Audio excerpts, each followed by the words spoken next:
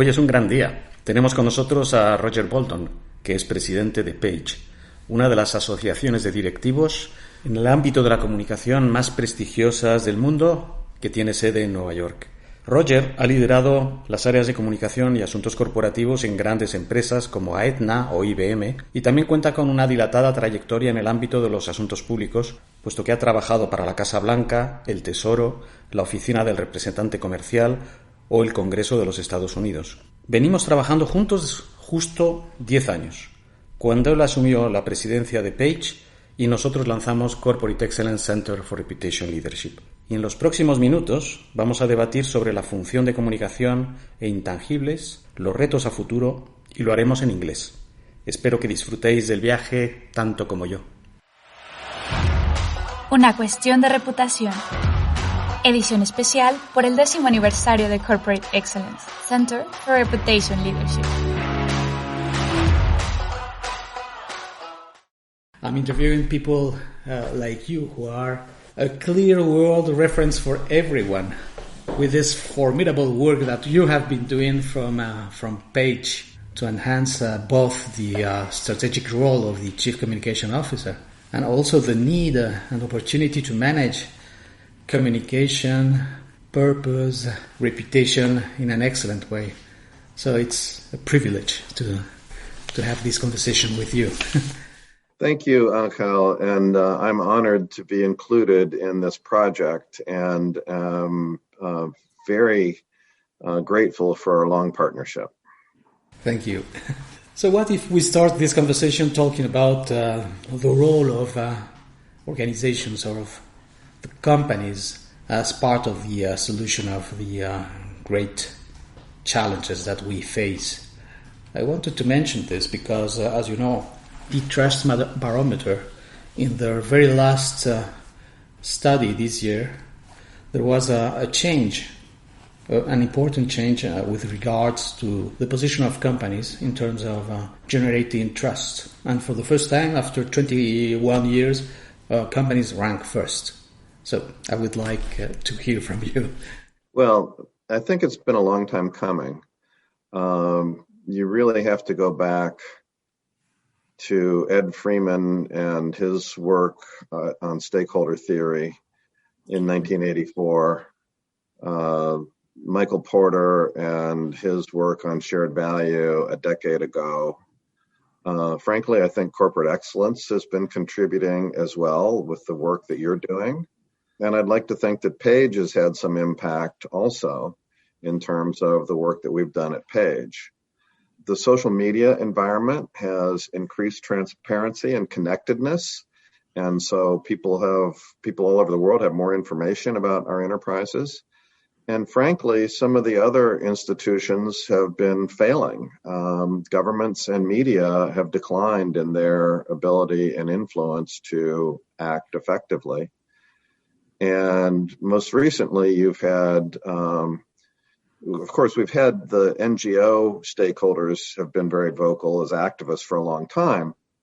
But more recently, you've had investors, the famous Larry Fink letters, Mizuno-san in Japan with the Japanese Pension Investment Fund, and employees are increasingly active in demanding that business step up. And frankly, Angel, I've always believed that business, even before all these forces that I just described, business was in a position to create great value for society. I mean, a lot of the advances that we've achieved, certainly with a lot of enabling input from nonprofit organizations and governments, but a lot of it's created by innovation driven by business.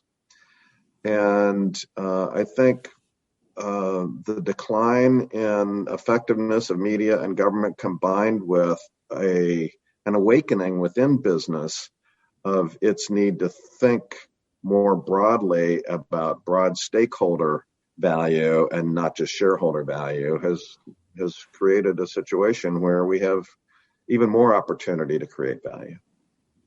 Yes, it's very interesting what you have just said, starting this conversation mentioning Edward Freeman, because in fact I had a conversation like this one a few days ago, and the theory of stakeholders is 47 years old, and now he's absolutely happy because he's seeing that something which started as a very academic interest now, and I'm going to use his words, he said that it is a tipping point, this idea of companies and even the system understanding this idea of creating value in a fair way for all their stakeholders. So coming back to this idea of, we had these results in these years from the trust barometer.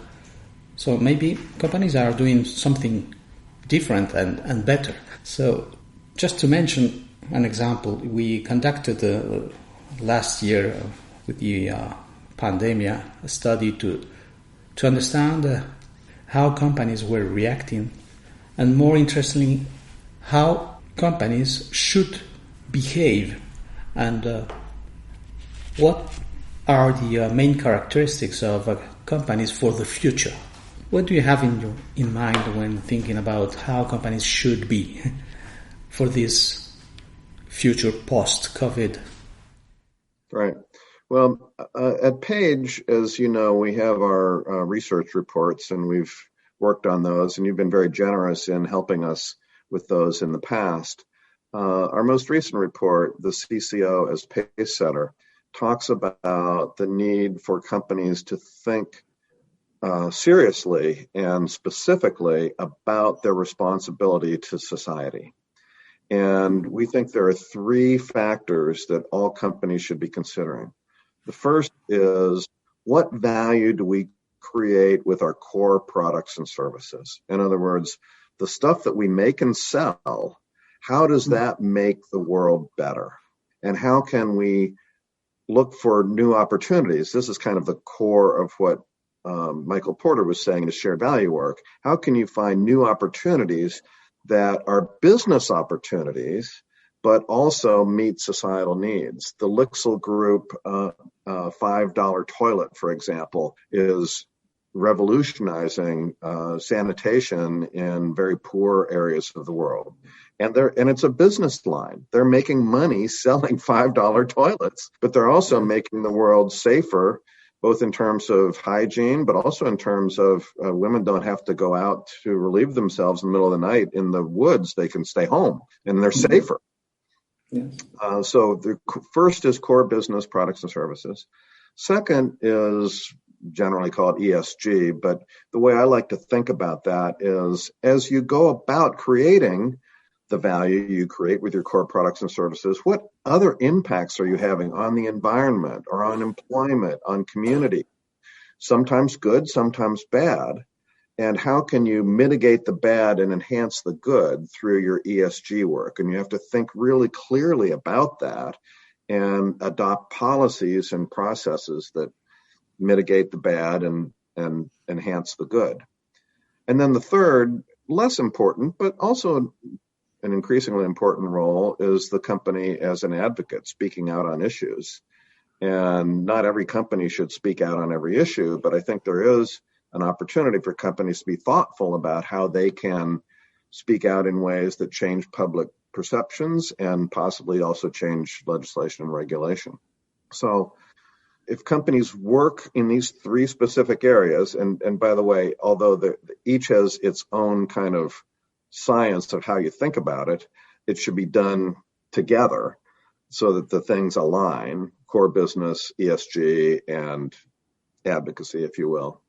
But you can't just articulate a position or a purpose and then not do it. So the real challenge is, how do you develop the systems and processes that are focused on the multi-stakeholder environment? And there's some really interesting work that John Iwata is doing. You know John from yes, former chief brand officer at IBM. He's now an executive in residence at Yale. And he's doing some work on stakeholder capitalism, and he's bringing in his usual design thinking kind of approach and thinking about, how do companies look at the multi-stakeholder environment, recognize that not all stakeholders' interests are aligned in every case. So instead of thinking about how do you balance their needs against each other, the design thinking approach would have you looking for ways to address the constraints in between the stakeholder desires and innovate around that in a way that creates new value. And so my vision for the future is companies that think seriously about the three and then put in place systems and processes that take into account all stakeholder views and innovate around that to find new solutions. I think it's a very interesting approach, the one you are describing, the work of Walter. And one of the consequences that it is a little bit invisible, if you want, of this change in the approach of business in the last years is that we have been seeing an increase in the total value of the companies, of the value corresponding to intangibles. So it's very impacting because if you take, just for example, the Standard & Poor's 500, according to the results of last year, 90% of the value is intangible. And if we take a broader view, taking into account 55,000 companies in the different stock exchanges of the world, it's 50-50. And this revolution has happened very quickly. And the surprising thing, if you want, or the challenge is that it is not clear within companies who is in charge of managing in an excellent way this intangible side. How do you see this paradox? Well, I would say that you personally and corporate excellence have been at the leading edge of this thinking about the value of intangibles. That's been at core to your mission from the beginning. And I think that you've made a major contribution to the business world in helping the business world understand the importance of intangible value. And I think that increasingly, we have a ways to go yet, but increasingly, CFOs are beginning to understand that if their value depends on intangibles other than, sales numbers or whatever, then we better pay attention to that. And I think increasingly there is more in Europe than in the US, but there's integrated reporting that takes into account intangible value. And that's the kind of thing that helps business actually do what business does best, which is create systems and processes designed to achieve goals. But if your goals are not the right goals, you don't get the right outcomes. So making reputation one of your key goals allows you to align the enterprise around the idea that this is something that we have to seek to achieve, and it becomes part of our annual operating plan, if you will. And I think there's a key role for the CCO in all of this as well. Yes, because I think that we are suffering from different weaknesses regarding the profile of the chief communication officer. Amongst other reasons, business schools all over the world are still training the general managers in a way which is properly where intangibles, communication, reputation, sustainability is not present at all. So you are training people for a world which is not existent anymore for the past. What could we do? Well, yes, you're 100% right. And this is one of the biggest challenges, I think, is that we need to change business education to align with the emerging reality that you've been working on and we've just been discussing. There are places where there is increasing realization. I mean, Satya Nadella recently said, I was not trained to think this way. This is just not the way I was trained. At the Darden School of Business at the University of Virginia, there's which we've just been discussing, Ed Freeman's, where he is located. They have a special institute on business and society. which recognizes that we need to do a better job of training our business executives. The work that John is doing at Yale University School of Management is also aligned with this idea that we need to do a better job in universities. The work that I previously mentioned that Michael Porter has been doing at Harvard. So I don't know as much about the European universities. You would know much more than I do about that. But I do think that there are centers of excellence that are being developed in some of our leading business schools where there is an increasing recognition of this. But as your question premise indicates, we have a long way to go before we actually achieve that kind of balanced training that business managers need. Yes, in fact, we see this as, from my perspective, which is the perspective of large companies in Spain and Latin America, we see as an urgent need to have someone who's able to manage in an integrated way both communication as well as reputation. And we try to find ways of training people to be the leaders of this way of integrating the management of intangibles. Well, we didn't find anything, so we had to start ourselves. And you have been a professor at one of our initiatives, the Global Chief Communication Officer Executive Course. And we have been training up until now nearly 200 directors who are now making revolutions in their places and really moving the way they transform their organizations, breaking silos and integrating in the same umbrella the brand, the corporate brand, purpose, reputation, communications, as well as sustainability. So, yes, you're right, there is a long wait, but you are contributing constantly with your thought leadership and the papers and studies that you are producing from Page.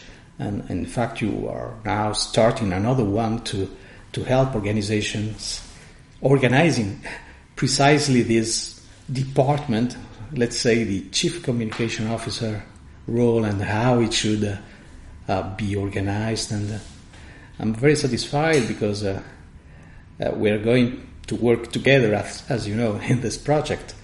So I think that joining forces from both sides of the Atlantic might be a good idea to have this European perspective from us and yours. How do you see this idea of working together, joining forces, alliances? Yes, thank you.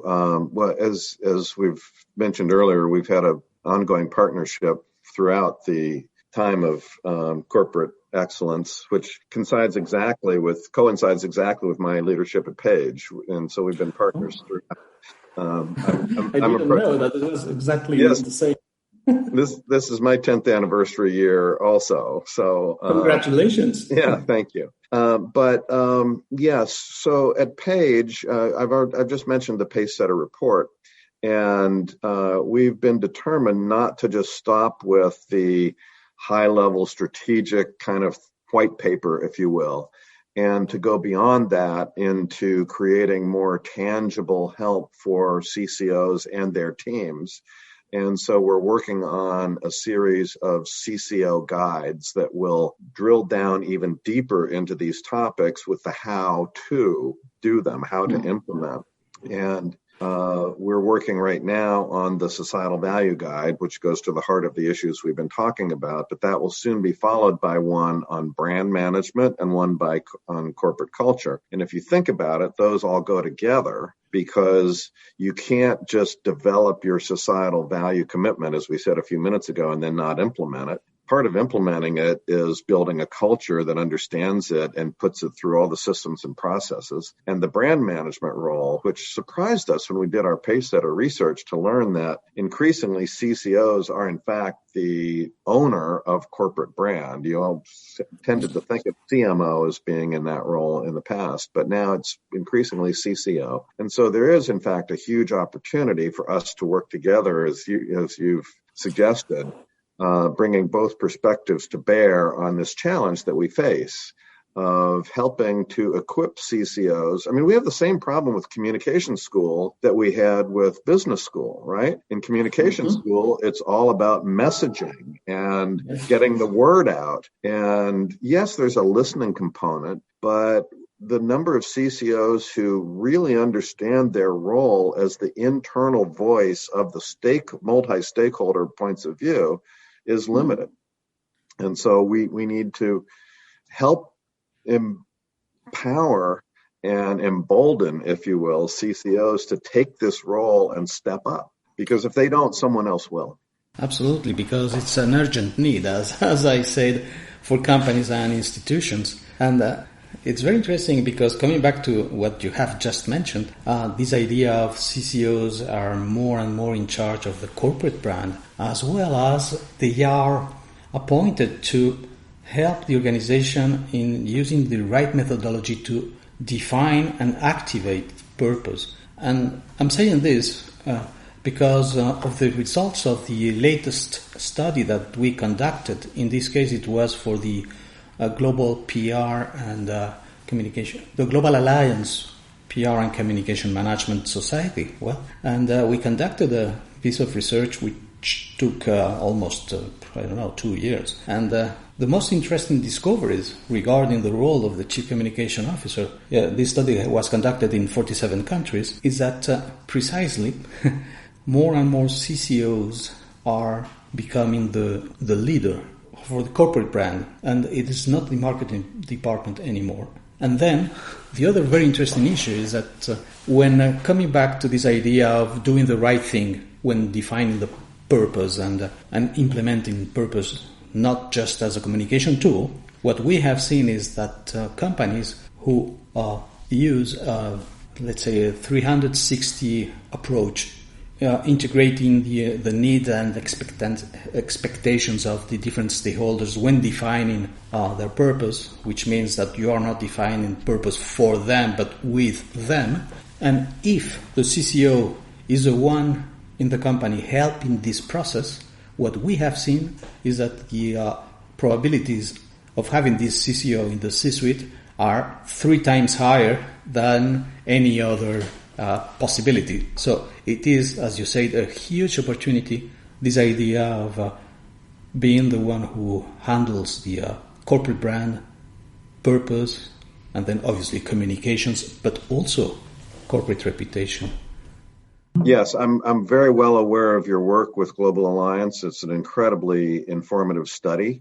And I think that you're 100% right when you talk about the opportunity facing the CCO. But in order to really capitalize on that opportunity, the CCO has to think of herself not just as creating messages, but as you said, defining, being a part of, being a leader in a cross C-suite effort to define the corporate purpose. But again, you can't stop there. You've got to work with the CEO and across the C-suite as an advocate and as an integrator to make sure that, in fact, that corporate purpose is going to play out in actual business policy change. We had our member company from Novartis told us about their work to make pharmaceuticals more available in the third world, but they didn't change the incentive structure for their managers who still had to meet their numbers. And it took a lot of work with the CCO and the CEO across the C-suite over a period of years to put the purpose commitment into the management systems and processes in a way that they actually could expect their leaders to fulfill the purpose. Yes. Now, unfortunately, we are approaching the end of this conversation because of time. But I wanted to, as a final reflection from your end, we have been working together in the last 10 years. What do you think about corporate excellence? What is our contribution, if we have any, to these challenges and goals? Well, as I think I tried to say earlier, Angel, you personally and corporate excellence have been I think, the most focused and articulate advocates for this idea that intangible value goes to the heart of the way businesses ought to be thinking about what they do and how they operate. And the companies that you have brought together behind this concept are all leaders in thinking about how to make this real. And the research that you do and the advocacy that you do through your corporate membership is really critically important and is very influential on the work that we're doing at Page and that others are doing in other places around the world. So there's no question in my mind that these phenomena that we've been describing have been accelerated by the work that you've done. And I'm grateful to you for it. Well, thank you. You are extremely generous. Should we stop doing anything? What is your advice for the future of corporate excellence? I don't think you should stop doing anything. I think you should do it twice as much if you can. Thank you very much indeed, Roger. Thank you. Thank you. Has escuchado Una cuestión de reputación, conducido por Ángela Llosa. Te esperamos en nuestra conferencia anual el 25 de noviembre del 2021. Y si te gustaría saber más sobre la gestión de intangibles, te invitamos a visitar nuestra web en www.corporateexcellence.org.